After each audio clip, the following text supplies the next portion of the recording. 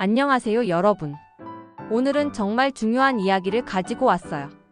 은퇴 후의 건강한 삶에 대한 얘기거든요. 혹시 이런 생각 해본 적 있어요? 아, 이제 직장도 그만두고 자유로워졌는데. 그런데 이제 뭘 하고 살지 이런 생각 말이에요. 은퇴라는 게 참 묘하죠. 한편으로는 드디어 내 시간이다 싶기도 하고 또 한편으로는 아, 이제 정말 뭘 해야 하지 하는 막막함도 들고요. 그런데 말이에요. 지금 우리가 살고 있는 시대에는 은퇴 후의 시간이 정말 길어졌어요. 옛날에는 은퇴하고 10년, 15년 정도였는데 지금은 30년도 넘게 사는 분들이 많잖아요. 그러니까 이 시간을 어떻게 보내느냐가 정말 중요한 거죠. 저는 이 긴 시간이 단순히 편하게 쉬는 시간이 아니라 진짜 내가 원하는 삶을 살아가는 시간이라고 생각해요. 그런데 이걸 위해서는 무엇보다 건강이 받쳐줘야 하죠. 오늘은 은퇴 후 보람있고 활력 넘치는 삶을 위해 꼭 알아두셔야 할 건강관리 방법 5가지를 준비했어요. 이 방법들은 복잡하거나 어려운 게 아니에요. 조금만 마음먹으면 누구나 실천할 수 있는 것들이거든요. 지금부터 하나씩 차근차근 살펴볼게요. 첫 번째로 말씀드릴 건 바로 규칙적인 신체 활동이에요. 나이 들어서 무슨 운동하고 생각하실 수도 있겠지만 잠깐만요. 여기서 말하는 운동은 헬스장에서 땀 뻘뻘 흘리며 하는 그런 운동이 아니에요. 생각해보세요. 직장 다닐 때는 출퇴근하면서 자연스럽게 걸었잖아요. 계단도 오르고 회사 안에서도 이리저리 돌아다니고. 그런데 은퇴하고 나면 이런 움직임이 확 줄어들어요. 하루 종일 집에만 있게 되니까 말이죠. 그런데 우리 몸이라는 게 참 신기해요. 움직이지 않으면 아, 이제 근육이 필요 없구나 하고 금세 근육을 줄여버려요. 50대 이후에는 매년 근육의 1%에서 2%씩 사라진다고 하니까 가만히 있으면 정말 안 되는 거죠. 그래서 제가 권해드리고 싶은 건 아주 간단한 걷기부터 시작하는 거예요. 예를 들어 이런 거죠. 아침에 일어나서 오늘은 동네 한 바퀴 돌아볼까 하고 나가보세요. 처음에는 10분만 걸어도 괜찮아요. 그 다음 주에는 15분, 그 다음에는 20분 이렇게 조금씩 늘려가시는 거예요. 그리고 집에서는 스트레칭을 해보세요. TV 보시면서도 할 수 있어요. 목 돌리기, 어깨 돌리기, 다리 펴기 이런 간단한 것들만 해도 몸이 한결 가벼워지실 거예요. 왜 이게 좋으냐고요? 몸을 움직이면 혈액순환이 좋아져요. 그러면 머리도 맑아지고 기분도 좋아져요. 실제로 운동하면 우리 뇌에서 행복 호르몬이라고 부르는 엔도르핀이 나온다고 하거든요. 한 가지만 주의하세요. 갑자기 무리해서 운동하시면 안 돼요. 오늘부터 매일 1시간씩 뛸 거야 이렇게 하시면 오히려 다치실 수 있어요. 천천히 꾸준히가 답입니다. 두 번째는 바로 균형 잡힌 식습관이에요. 은퇴하고 나면 집에서 밥 먹는 시간이 많아지죠. 그런데 문제는 활동량은 줄어드는데 식사량은 그대로라는 거예요. 젊을 때처럼 먹으면 살이 쉽게 쪄요. 특히 50대 이후에는 몸의 신진대사가 느려지거든요. 그렇다고 해서 이제부터 굶어야지 이런 건 절대 아니에요. 오히려 더 똑똑하게 먹는 거죠. 예를 들어볼게요. 아침에 계란 하나, 두부반, 모생선 한 토막 이런 식으로 단백질을 챙겨 드세요. 왜냐하면 단백질이 우리 근육을 지켜주거든요. 나이 들어서 근육 빠지는 게 제일 무서운 일이에요. 그리고 밥상을 차릴 때 이렇게 해보세요. 접시의 절반은 채소로 채우고 나머지 절반을 밥과 반찬으로 나누는 거예요. 그러면 자연스럽게 채소를 많이 드시게 될 거예요. 아, 그런데 채소는 맛이 없어서 하시는 분들 계시죠? 그럴 때는 간을 조금 내보세요. 참기름에 볶거나 마늘과 함께 무쳐 드시면 훨씬 맛있어요.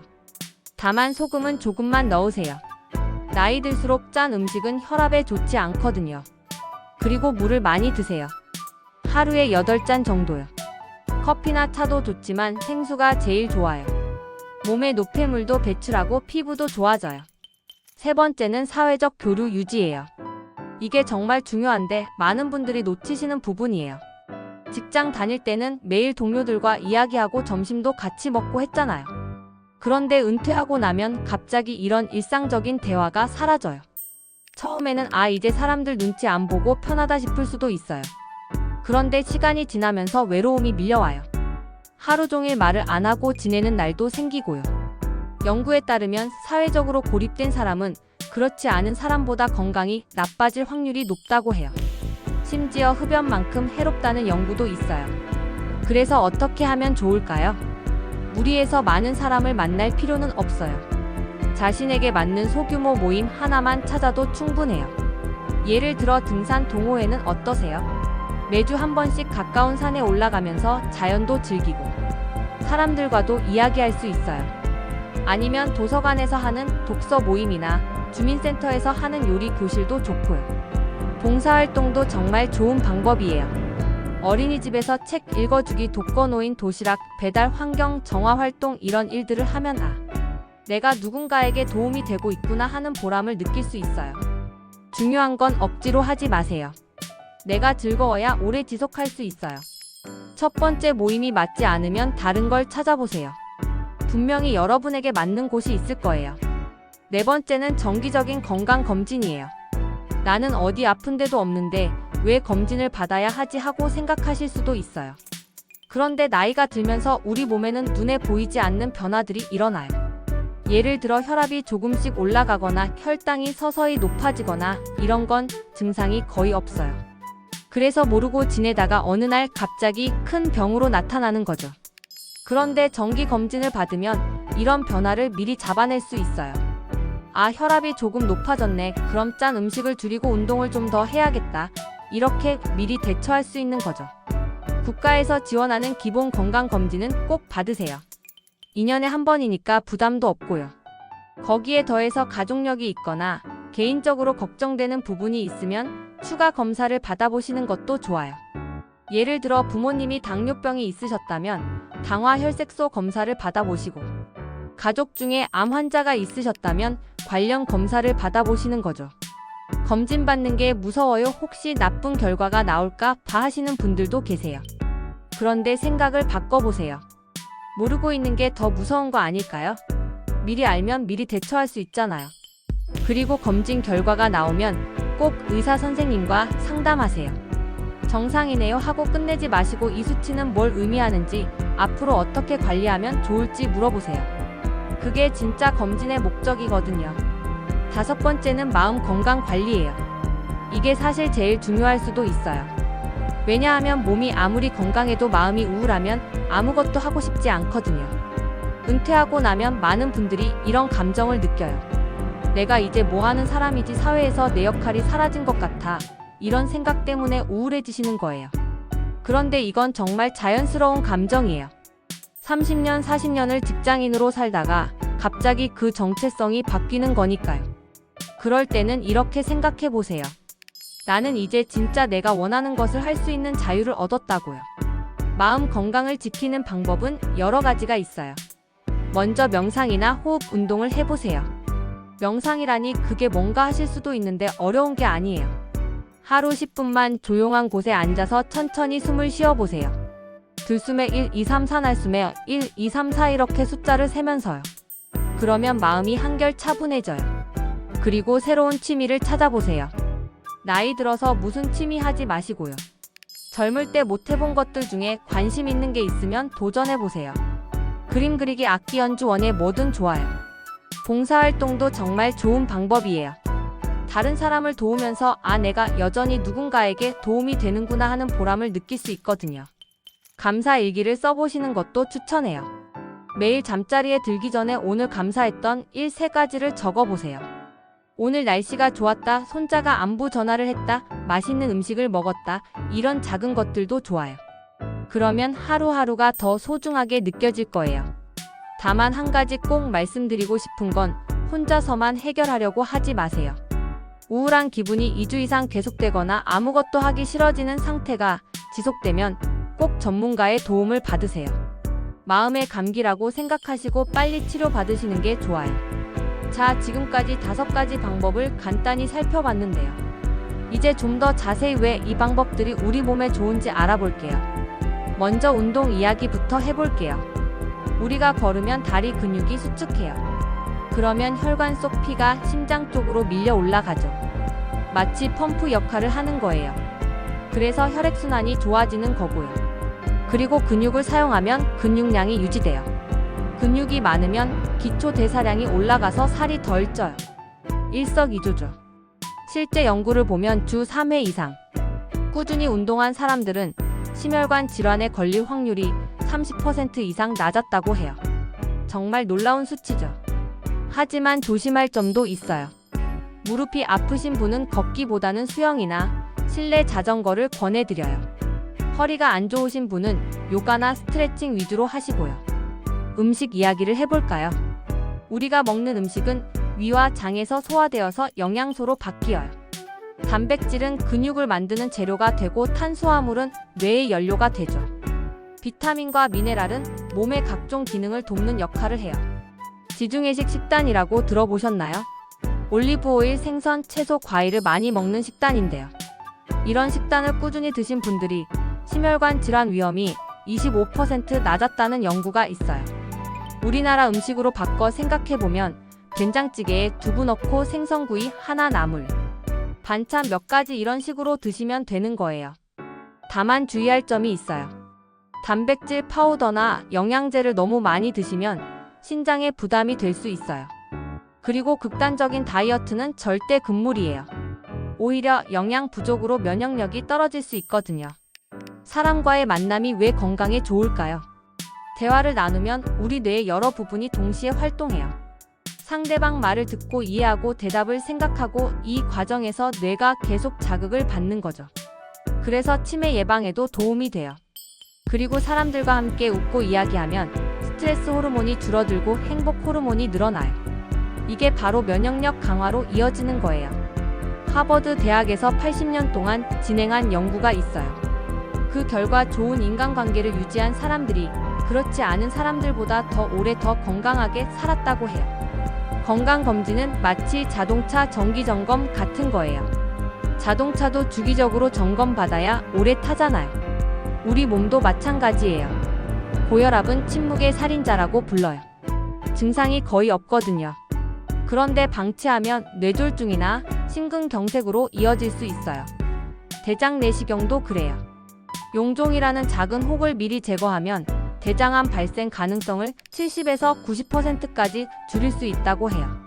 조기 발견이 얼마나 중요한지 알 수 있죠. 마지막으로 마음 건강 이야기예요. 명상이나 호흡 운동을 하면 우리 몸의 자율신경계가 안정돼요. 심장 박동이 규칙적으로 뛰고 혈압이 내려가고 불안감이 줄어들어요. 그리고 취미 활동이나 봉사 활동을 하면 뇌에서 도파민이라는 물질이 나와요. 이게 바로 성취감이나 만족감을 느끼게 해주는 거예요. 실제로 꾸준히 취미 활동을 하는 고령자들이 그렇지 않은 사람들보다 우울증 발생률이 20% 낮았다는 연구도 있어요. 이제 구체적으로 어떻게 실천하면 좋을지 말씀드릴게요. 운동은 이렇게 시작해보세요. 첫째 주에는 하루 10분 걷기, 둘째 주에는 하루 15분 걷기, 셋째 주에는 하루 20분 걷기, 넷째 주에는 하루 30분 걷기. 이렇게 점진적으로 늘려가세요. 그리고 주 2, 3회는 간단한 근력 운동을 추가해보세요. 의자에 앉았다 일어서기, 벽 짚고 팔굽혀펴기 이런 것들이면 충분해요. 만약 관절이 아프시다면 수영이나 아쿠아로빅을 추천해요. 물의 부력 때문에 관절에 부담이 덜하거든요. 식사는 이렇게 구성해보세요. 아침에는 계란 1개 더하기 두부반 모 더하기 채소 더하기 밥 반 공기. 점심에는 생선 한 토막 더하기 나물 2-3가지 더하기 밥 한 공기. 저녁에는 닭가슴살이나 콩 더하기 채소 듬뿍 더하기 밥 반 공기. 간식으로는 견과류 한 줌이나 과일 하나 정도가 좋아요. 물은 하루 8잔 정도 드세요. 아침에 일어나서 한 잔, 식사 전후로 한 잔씩 이렇게 나눠서 드시면 부담 없어요. 혼자 계시는 시간이 많으시다면 이런 방법들을 시도해보세요. 주민센터 프로그램은 대부분 무료나 저렴한 비용으로 참여할 수 있어요. 도서관 모임에서는 독서, 토론, 영화 감상 등 다양한 프로그램이 있어요. 등산 동호회는 건강도 챙기고 사람도 만날 수 있어요. 봉사활동은 지역 자원봉사센터에 문의해보세요. 처음에는 부담스러우실 수도 있어요.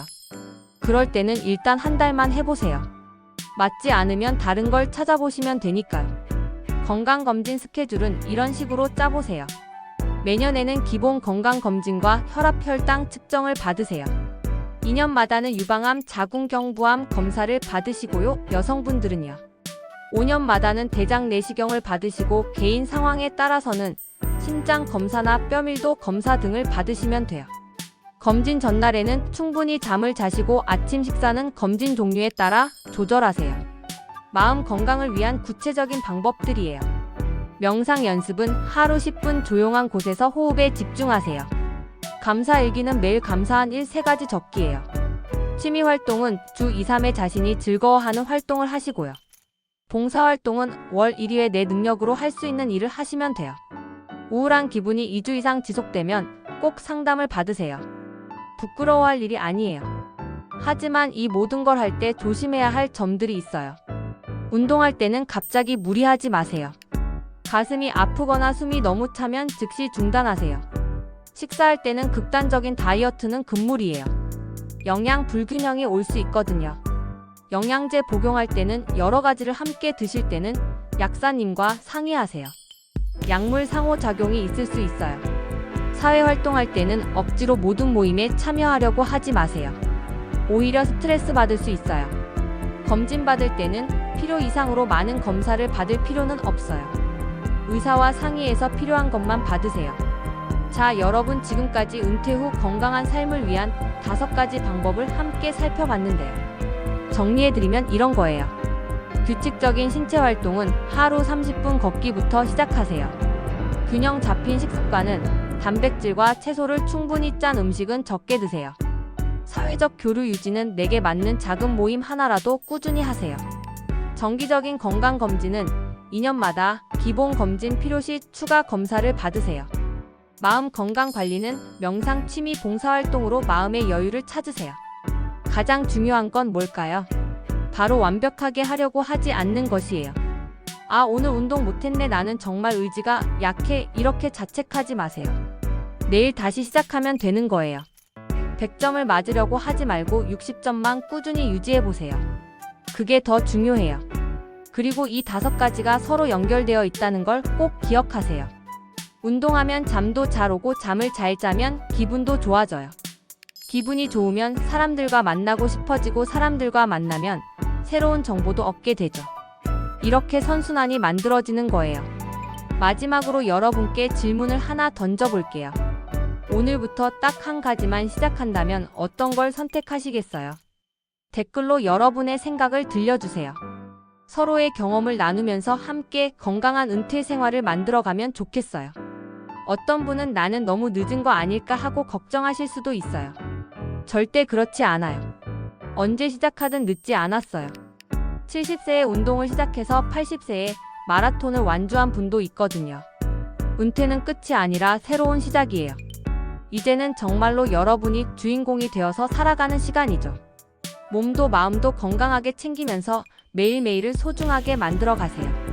여러분의 남은 인생이 건강하고 행복하기를 진심으로 응원합니다.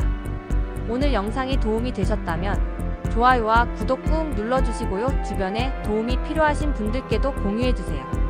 다음에 또 유익한 내용으로 찾아뵐게요. 감사합니다. 그런데 혹시 관절이 약하신 분들을 위한 대안도 말씀드릴게요. 수영이나 아쿠아로빅, 실내 자전거 이런 게 좋아요. 집에서 운동하고 싶으신 분들은 의자 운동이나 라디오 체조 요가를 해보세요.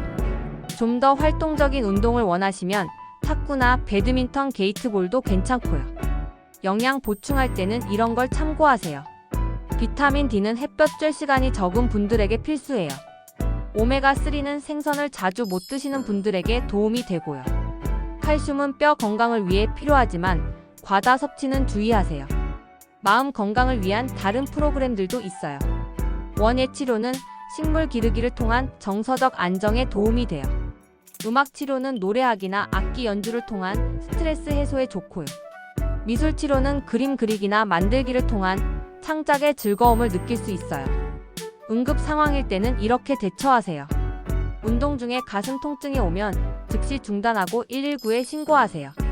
심한 우울감이 있으면 정신건강의학과 전문의 상담을 받으시고요. 검진에서 이상 소견이 나오면 담당 의사와 즉시 상담하세요. 기억하세요. 건강한 은퇴 생활의 핵심은 꾸준함과 균형입니다. 하루아침에 모든 걸 바꾸려고 하지 마시고 작은 변화부터 차근차근 시작해보세요. 여러분의 새로운 인생 2막이 건강하고 행복하기를 진심으로 바랍니다.